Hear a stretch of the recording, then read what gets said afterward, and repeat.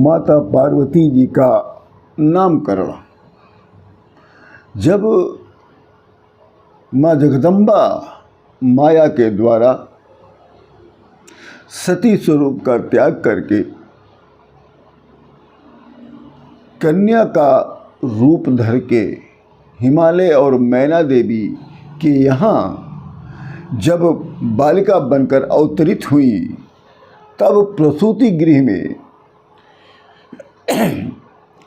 बालिका का मधुर रोदन शुरू हो गया। मधुर स्वर में कन्या के स्वरूप में माताजी रोदन करना शुरू कर दिया। जब रोदन की मधुर आवाज़ पूरे महल में फैल गई, तब जैसे लगता है कोई उत्सव प्रारंभ हो गया। हिमालय नगर में स्वतः प्रसन्नता ने अपना आंचल फैलाकर पूरे हिमालय नगर को ढक लिया। इतना सुंदर वातावरण, चारों तरफ उस अंधेरे आधी रात में चारों तरफ प्रकाश फैल गया। जैसे लगता है करोड़ों सूर्य केवल हिमालय नगर में ही प्रज्वलित हो गए। ये सब समाचार जब हिमालय जी तक पहुंचा, तब देव कार्य करने वाली परम कल्याणकारक सुखदायक पार्वती का जन्म का समाचार सुनते ही हिमालय जी ने अत्यधिक प्रसन्नता के साथ नाचना प्रारंभ कर दिया। नगर में बाजे बजने लग गए, उत्सव होने लगा। तब बाबा तुलसीदास जी ने भी एक चौपाई लिख दिया। जब ते उमा शैल गृह जाई, सकल सिद्धि संपत्ति तह छाई। ये बात फैलते फैलते योग्य मुनियों के पास पहुंच गया कि माँ जगदम्बा ने अपना दूसरा अवतार ले लिया। तत्क्षण मुनियों ने आकर हिमालय की यहाँ तपस्या हेतु तो स्थान मांगा। कहा कि ये हिमालय जी, जितने भी श्रेष्ठ मुनि थे, योगी थे, सब हिमालय जी के यहाँ पहुँचे। कहा, हे हिमालय जी, आप अपने नगर में मुझे थोड़ा सा स्थान दीजिए, मैं अपनी कुटिया बनाकर यहीं पर अब तपस्या करना चाहता हूँ। तब हिमालय जी ने सबको स्थान भी दिया, कुटिया भी बना के दिया। तब हिमालय जी ने जब अपनी कन्या की रोदन की आवाज़ सुना, तब उन्होंने अपने पुरोहित और ब्राह्मणों को बुलवाया और फिर अपनी कन्या का जात कर्म संस्कार कराया। ये बात तो सबको पता थी। तब शंकर भगवान ने अपने मन में ही नारद जी को आदेश कर दिया कि हे नारद जी, माँ जगदम्बा ने सती स्वरूप का त्याग करके पार्वती स्वरूप में अवतरित हो चुकी हैं हिमालय के यहाँ, आप तत्क्षण वहाँ जाएं। नारद जी शंकर भगवान का आदेश पाते ही हिमालय के यहाँ चले गए। हिमालय जी ने आदर के साथ नारद जी को आसन दिया, उनके चरण धोए और उनके चरण रज को समस्त हिमालय नगर में छिड़कवाया। हिमालय सहित समस्त नगर वासियों ने नारद जी के चरण को स्पर्श किया। मैना देवी भी अत्यधिक प्रसन्न थी, तो उन्होंने भी अपनी पुत्री के कारण जो धन्य हो गई थी, उन्होंने भी नारद जी के चरण को छुआ है, उनको प्रणाम किया है और उनसे आशीर्वाद लिया। बात जब नारद जी जात संस्कार कर्म ऊपर संपूर्ण हो गया, तब श्रेष्ठ ब्राह्मणों को हिमालय जी ने पुनः आदर के साथ आमंत्रित किया। नगर में आज उत्सव का दिन था। क्यों?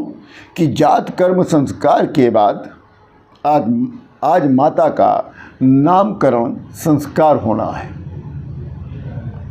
समस्त देवता इस शुभ संस्कार को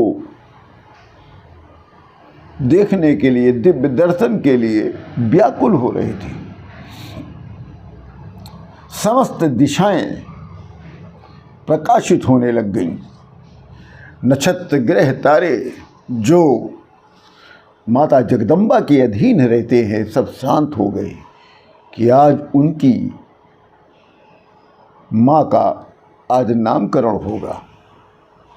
आज भगवान शिव के आधे अंग को हरने वाली अपने दिव्य, अपने अनमोल 11 शक्तियों के नामकरण के महोत्सव को देखने के लिए शंकर भगवान भी नंदी पर सवार होकर उस दिव्य घड़ी की प्रतीक्षा करने लग गए। ब्रह्मा विष्णु भी आदरपूर्वक दोनों हाथ जोड़कर तटस्थ मुद्रा में अर्थो मुहूर्ते सुमते हिमवान मुन भी सह नामा करोतु सुतायास्तु काल इत्यादि सुख प्रदम। श्रेष्ठ ब्राह्मणों ने हिमालय पुत्री के नामकरण में सबसे पहले उनकी पुत्री का नाम काली के नाम से अलंकृत कर दिया। तभी जैसे काली शब्द से हिमालय की पुत्री को अलंकृत किया है, वैसे आकाश मंडल से सुंदर पुष्पों के साथ नक्षत्र, तारों, ग्रह, चंद्रमा, सूर्य, समस्त देवी देवता, ब्रह्मा, विष्णु, महेश सभी लोग हाथ जोड़कर माँ की वंदना करने लग गए। ओम जयंती मंगला काली भद्रकाली कपालिनी दुर्गा क्षमा शिवा धात्री स्वाहा स्वधा नमोस्तुते। ग्रह, चंद्रमा, सूर्य, समस्त देवी देवता, ब्रह्मा, विष्णु, महेश सभी लोग हाथ जोड़कर माँ की वंदना करने लग गए।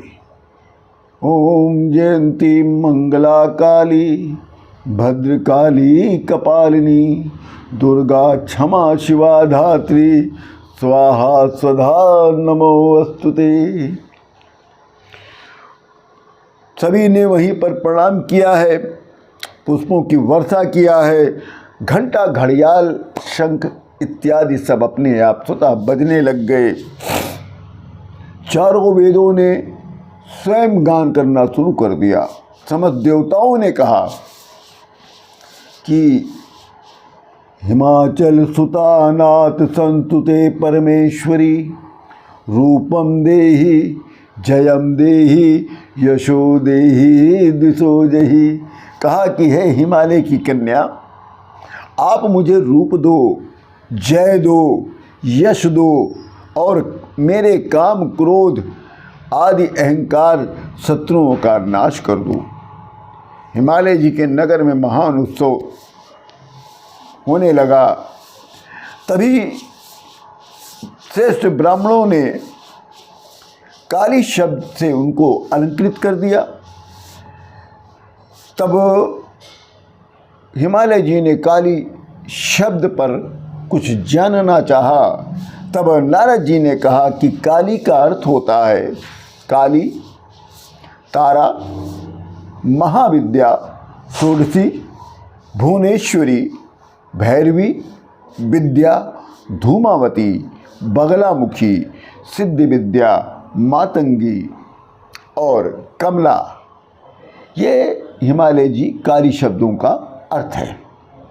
इसके बाद काली के बाद माँ का दूसरा नाम जो पड़ा वो पार्वती पड़ा। इस संदर्भ में कुछ ज्ञानियों ने अपने भी अपने मत को प्रकट किया। कहते हैं कि जैसे वर्षा ऋतु में गंगा जी, शरद ऋतु में चांदनी की शोभा अधिकाधिक होती है, उसी प्रकार ये हिमालय की पुत्री कालका देवी भी प्रतिदिन चंद्रकला के समान शोभायुक्त होने लगेंगी। हिमालय जी और मैना देवी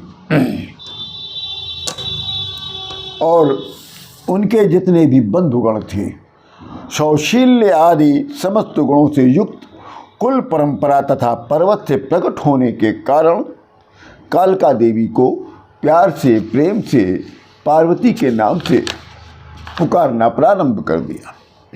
तब हिमालय जी ने भी कहा, नारद जी आप तो ज्ञानी हैं, तो पार्वती शब्द का अर्थ क्या होगा, क्या होना चाहिए? तब नारद जी ने कहा, मेघे सरस्वती वरे भूति बाभ्रवी तामसी नियते त्वं प्रसीदेशे नारायणी नमोस्तुते। तो नारद जी कहते हैं कि हिमालय जी, मेघा सरस्वती, श्रेष्ठा, वरा, ऐश्वर्य रूपा, भूति, बाभ्रवी अर्थात भूरे रंग वाली, संयम परायणा, नियता, महाकाली, तामसी तथा सबकी अधीश्वरी ईशा, ये पार्वती शब्द के अर्थ हैं। तदोपरांत काली और पार्वती के बाद माँ पार्वती का तीसरा नाम उमा पड़ा। इस संदर्भ में एक कथा है कि एक बार पार्वती देवी बाल्यावस्था में सदा शिव जी को प्राप्त करने के लिए, उनके दर्शन को पाने के लिए तपस्या करने का मन बना लिया और तपस्या करने के लिए उन्होंने अपने माता पिता से आज्ञा मांगी। तब उनकी माँ ने कहा, उमेति मात्रा तप से निषिद्धा कालिका चासा पश्चादुमाख्याम सुमुखी जगाम भुवने मुने। तब उन्होंने मना कर दिया। तो पार्वती देवी की माता जी मैना देवी ने अपनी छोटी सी कन्या पार्वती को तपस्या करने के लिए मना कर दिया और तभी से काली और पार्वती के बाद उनका नाम उमा पड़ा। तो उमा का अर्थ हिमालय जी जानना चाहिए। तब नारद जी ने कहा, देखो हिमालय जी, उमा जो शब्द है वो संस्कृत का है। उ शब्द का अर्थ होता है हे पुत्री, और माँ शब्द का अर्थ होता है ऐसा तप ना कर। इसलिए उनकी माता के मना करने पर इनका तीसरा नाम उमा पड़ा। यही बात वामन पुराण में भी बताया गया है। उमेत्ये वही कामया साजगाम तपोवनम। एक बार देवताओं ने भी शंकर भगवान से कहा कि हे भोलेनाथ परमेश्वर, ये देवी शब्द का अर्थ हम लोग नहीं समझ पाते हैं, कृपया इसको भी हम लोगों को समझाने की कृपा करें। तब शंकर भगवान ने कहा, जिसका उल्लेख मार्कंडेय पुराण में भी है, देवानाम कार्य सिद्ध्यर्थमा विभर्वते सा यदा उत्पन्ने ततेदालोके सानित्याप्यभिधीयते। अर्थात देवी शब्द का अर्थ होता है कि देवताओं की कार्य सिद्धि के लिए जब शक्ति की आविर्भूति होती है, जब देवताओं के लिए, सज्जनों के लिए जब शक्ति की आविर्भूत होती है, तब नित्य होने पर भी लोकों में उत्पन्न हुई शक्ति को देवी कहते हैं। इसी के साथ आप सभी लोगों को राम राम।